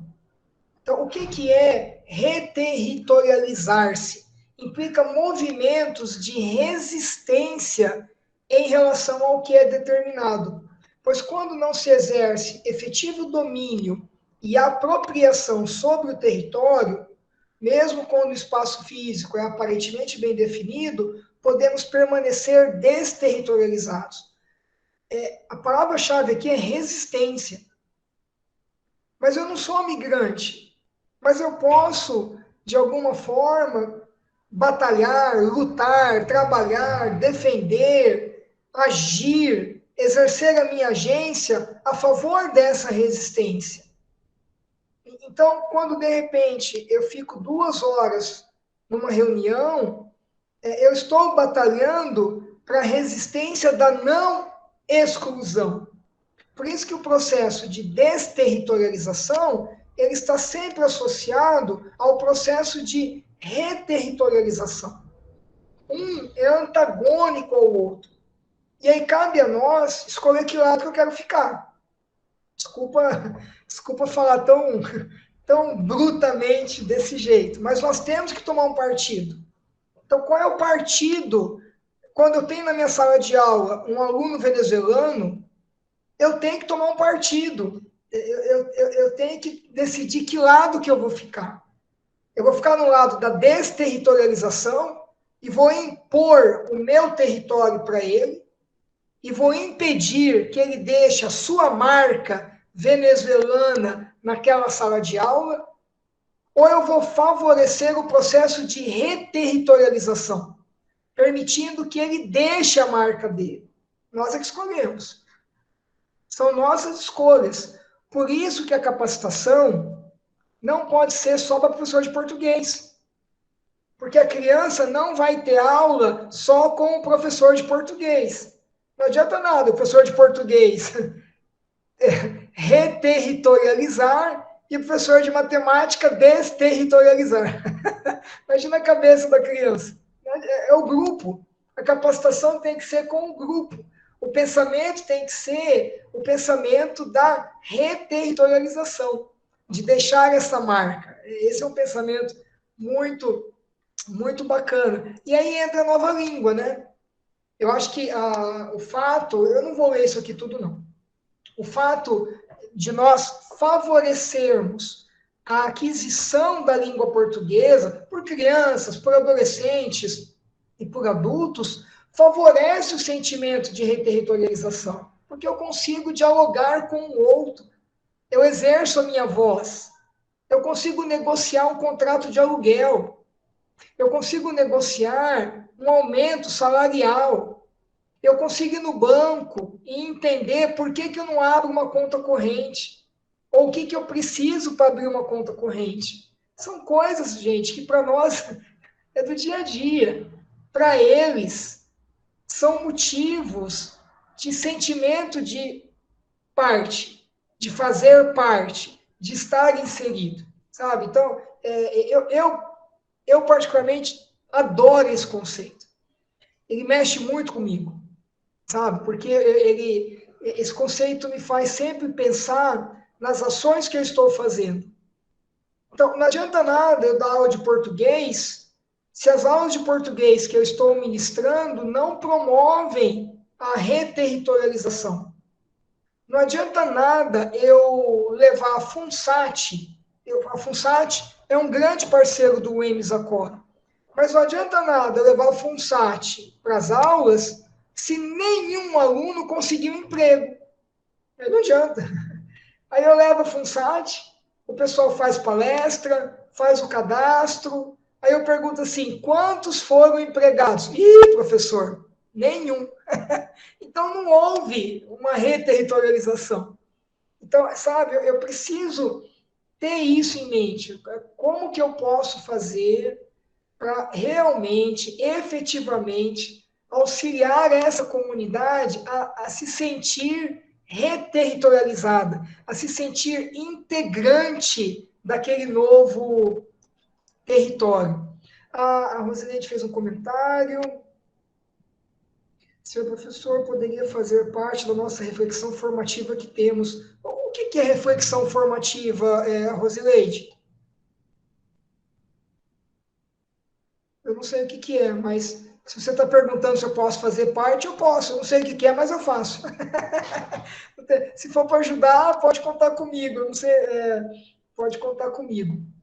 Bom, eu trouxe para provocar uma última parte da nossa aula, chegando ao final, que é... legal, pode contar comigo, sim. Que é a racialização. Eu não sei se vocês já ouviram falar nesse termo, racialização. É um dos fatores que incidem muito, muito fortemente quando eu penso em reterritorialização. Os artigos que eu mandei para vocês, que eu compartilhei, esses últimos 4 artigos, tem pelo menos 2 deles que tratam diretamente disso aqui. Ou vocês acham que uma criança americana vai sofrer as mesmas coisas que uma criança haitiana? Na mesma escola. Vamos começar a criar cenários. A criança americana e a criança haitiana estão na mesma escola.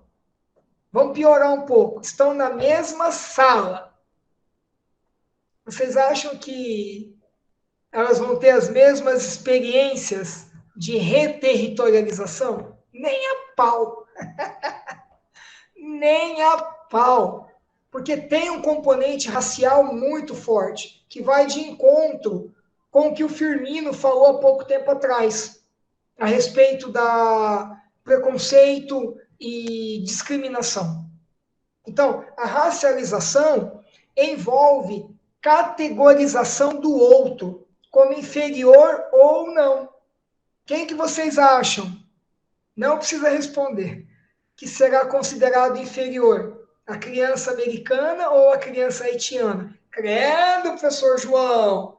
Jamais. Como que a gente vai considerar alguém inferior ao outro? Ideal e real. No mundo real, isso vai acontecer. No mundo real, a criança americana vai chamar atenção, ainda mais quando ela abrir a boquinha dela e falar inglês. A outra criança falando creole, ninguém quer saber de creole. Ninguém quer saber. Então, eu estou colocando o outro numa situação de inferioridade, sabe? E a coisa acontece ainda mais quando envolve, por exemplo, questões físicas, questões fenotípicas. Então, ou seja, imagina, a pessoa já é discriminada por ser haitiana. Só que além de ser haitiana, ela é negra. Porque é fácil para mim falar, sou branco, branquelo, dos olhos verdes, então é fácil falar. Agora imagina se eu fosse haitiano, negro. Eu sofro duas vezes. Então, o processo de reterritorialização para esse público é ainda mais difícil.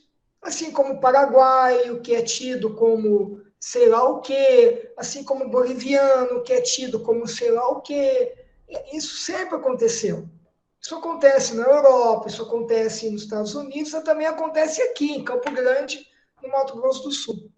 Então, o componente da racialização precisa ser fortemente observado quando nós temos um número grande de migrantes internacionais. Como essa imagem.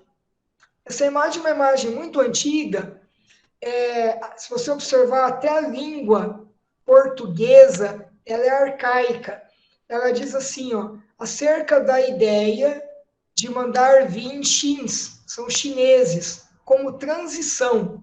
Então, o chins, ele vem como transição. Será transição de cor entre a preta e a branca, que querem atenuar pela amarela. Então, olha que coisa, né? Neste caso, os mulatos estão no direito de protestar, e com razão. Então, olha o fenômeno de racialização, né? O negro, o oriental, né? O asiático, que aqui é chamado de amarelo, e o mulato, que é o mulato, coitado, ele fica nesse cenário aqui como um limbo, porque ele não é branco, ele não é negro, ele é um mulato, ele está no limbo da sua raça. Então, é óbvio que essa questão é muito forte na perspectiva de você conseguir construir um território. E o que eu acho legal nessa imagem são os olhares desconfiados de um para o outro. Se você observar os olhares, um desconfia do outro. Quer dizer, um não permite que o outro se territorialize. É algo puxado. Aqui eu trouxe uma outra charge na época crítica da guerra da Síria, onde você tem ícones americanos, né? Tem o Tio Sam, tem a estátua aqui, você tem o Tio Sam, você tem a representação da União Europeia, né? Enfim, você tem a representação do capitalismo. Então, aí, basicamente, você tem assim, o Tio Sam falando, eu vejo você na minha próxima aventura militar. Então, você já tem um componente de guerra, né, de dinheiro. Aí, a União Europeia, eu vejo dor de cabeça. Por que dor de cabeça? Porque os refugiados da Síria vão para a Europa. E o que o outro vê? Mão de obra barata. Então, esse é um processo de racialização. Então, por que eu quero o sírio? Você viu que tem um morto aqui? Tem um boiano, tem um sírio morto, afogado, boiano. Eu não estou nem aí. O que eu vejo é que é uma mão de obra barata. E será que isso não acontece hoje? Porque hoje, quando nós temos empregos para os venezuelanos e para os haitianos, geralmente são os empregos que pagam menos. Então, são os empregos que às vezes o brasileiro não quer. Então, o brasileiro não quer aquele emprego, você tem esse subemprego, isso é um processo de racialização. Ou vocês acham, eu vou pegar pesado agora, ou vocês acham que alguém vai oferecer um serviço de camareira para uma americana? O que vocês acham? Vocês acham que algum hotel vai contratar uma americana como camareira? Não. Americana é professora de inglês. Mesmo se ela nunca deu aula na vida. Ela nunca deu aula na vida, ela nunca pegou um giz, ela nunca deu aula, mas ela é americana, ela fala inglês, então ela é professora. Agora, de repente, aquela haitiana, que tem faculdade, que tem instrução, ela é camareira. Será que não tem uma questão de raça envolvida? Eu acho que tem. Então, nós temos que observar a questão da racialização. Credo, hoje eu estou terrível, né? Eu peço desculpas. Hoje eu estou terrível. Olha esse outro cara. Por isso, quando eu preparei os slides, eu chamei minha esposa, falei, amor, dá uma olhada aqui. Está muito pesado? Ela falou, tá. Eu falei, mas não tem jeito, não tem como ser bonitinho. Não dá para a gente falar de racialização querendo ser bonito, não tem jeito. Por exemplo, olha que legal essa charge. Você tem o Dr. Arizona and Mr. Hyde, que é uma paródia lá do médico e o monstro, né? O mesmo cartaz. Um é Help Wanted, precisa de ajuda, né? Que é aquele de oferta de emprego. Help Wanted, em inglês, é usado para oferta de emprego. E aí, essa oferta de emprego busca pessoas docile, reliable, cheap labor and welcome. De novo ali, ó, pessoas dóceis, confiáveis, cheap labor, baratas. É uma mão de obra barata. Aí você tem do outro lado a mesma família com cartaz de wanted, dead or alive, procurados, vivo ou morto. Anyone who looks Latino. Todo mundo que parecer ser latino. Então, essa é uma questão de racialização. Ou vocês acham que as portas vão estar abertas para os haitianos que estão na fronteira do México com os Estados Unidos? Eu acho que não. As portas não foram abertas para os anteriores que estavam indo para lá. Acho que eu tenho só mais uma imagem. Não. Aí já é o final, para a gente refletir. Esse já é o último slide, que eu trago uma reflexão do Rogério Hesbert, que é um grande pesquisador na área de territórios, que, de algum modo, essa reflexão, eu acho que é a que mais mexe comigo. A vida é um constante movimento de desterritorialização e reterritorialização. Ou seja, estamos sempre passando de um território para o outro, abandonando territórios, fundando novos territórios. Que eu acho que representa a vida desses nossos alunos, amigos, sabe, colegas, migrantes internacionais. Porque eles estão nesse fluxo, sabe, de deixar um território, buscar construir um novo, tentar não dar certo. E eu acho que nós devemos ter um papel mais agente nesse processo, do modo que é possível para todos nós. Seja, por exemplo, dando aula de português para migrantes. Seja, por exemplo, orientando um migrante no seu ambiente de trabalho. Seja, por exemplo, promovendo a inserção laboral dessa comunidade, caso você seja um empreendedor. Então, nós temos capacidade para isso. Embora seja um trabalho formiguinha, este trabalho formiguinha eu tenho certeza que dará muito resultado. Tá? Então, eu realmente agradeço a oportunidade de estar com vocês, a gente poder discutir essas questões. E aí, qual que é a proposta? Lembra que eu falei que tinha uma proposta de atividade? Já chegando ao final da nossa aula, do nosso bate-papo, vários de vocês colocaram no fórum 3, vários de vocês colocaram atividades que envolviam aspectos culturais, lembram? Lá no fórum tem várias atividades, acho que tem mais de 10 atividades que envolvem questões culturais. Qual que é a minha proposta de atividade? Filha, só um minutinho, que depois eu vou descrever.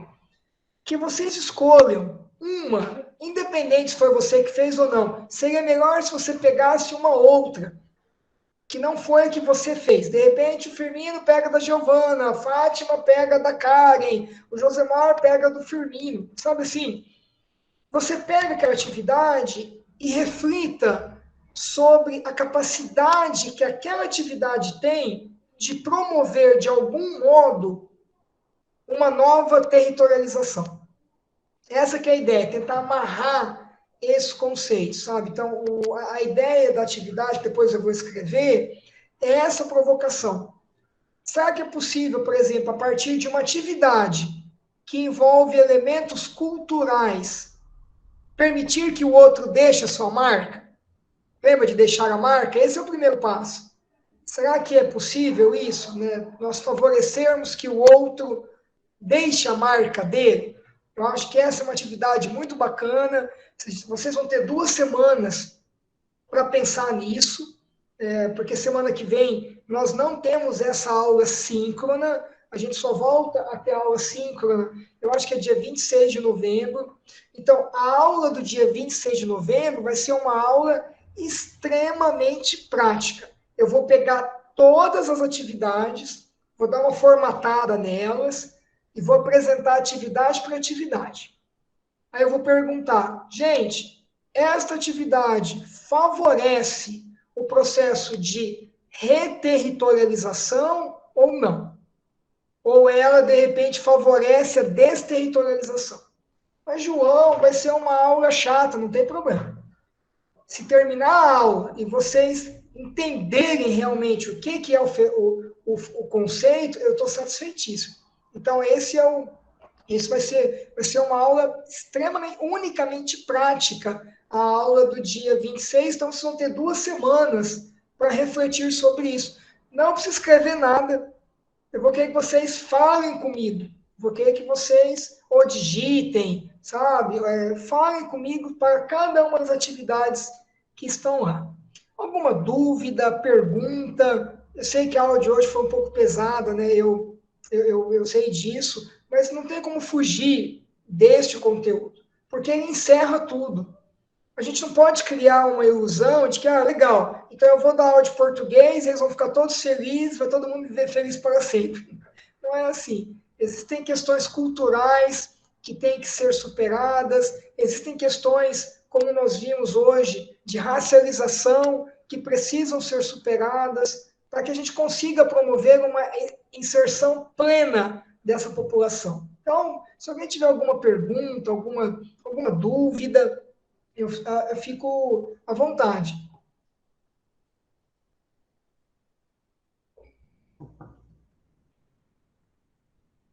Tudo bem? Bacana. Bom, eu vou fazer um convite aqui, eu vou deixar um convite.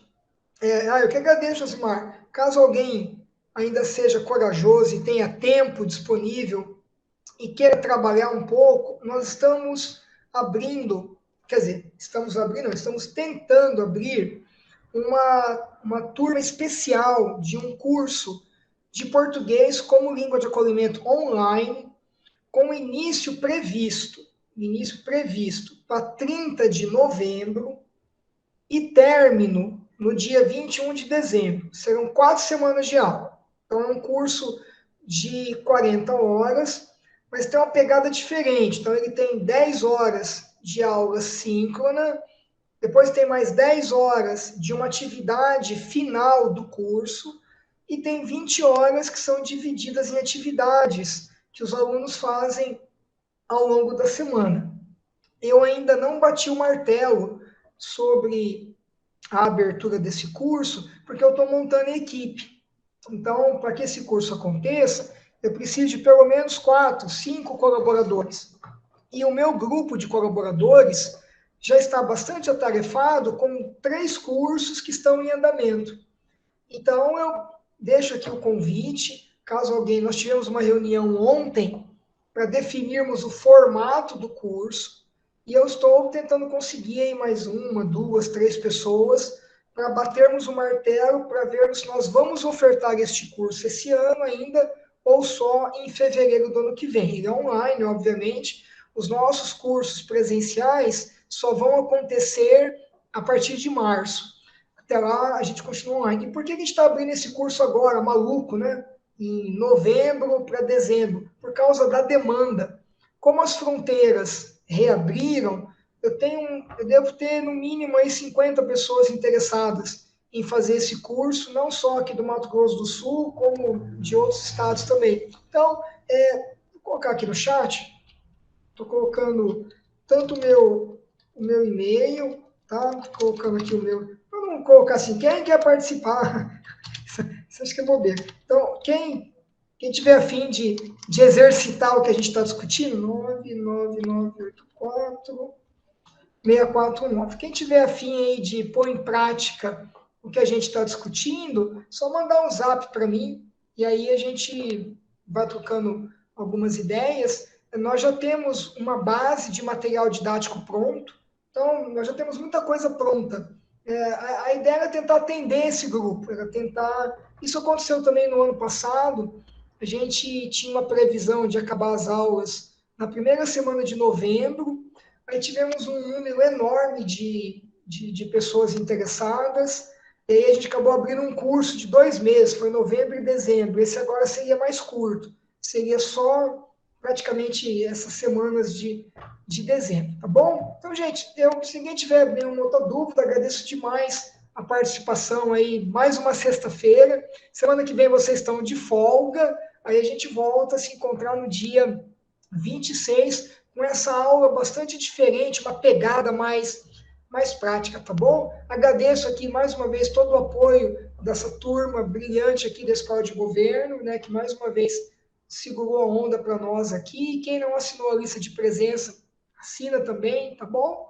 E qualquer dúvida, vocês têm meu e-mail, têm meu zap, também é só chamar, tá? Super abraço aí para todo mundo.